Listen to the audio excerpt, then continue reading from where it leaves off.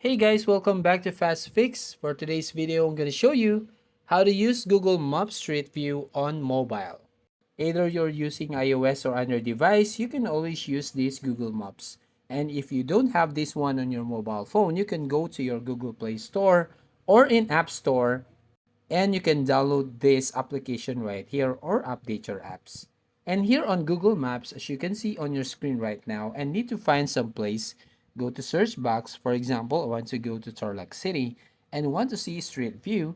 So you just find this one. So you just need to find out, you can zoom in and you will need to find any locations right here. So for example, I just want to go right here, just stop and hold and pin shows up right here, and at the bottom you'll find some image right here. If you swipe up, and then you will find that image or particular image in that location. Then if you want to see that street view, tap that image, and if you want to see it more bigger, just tap the zoom in, and right here you will find that street view on your mobile. So that's how you basically use your Google Maps Street View.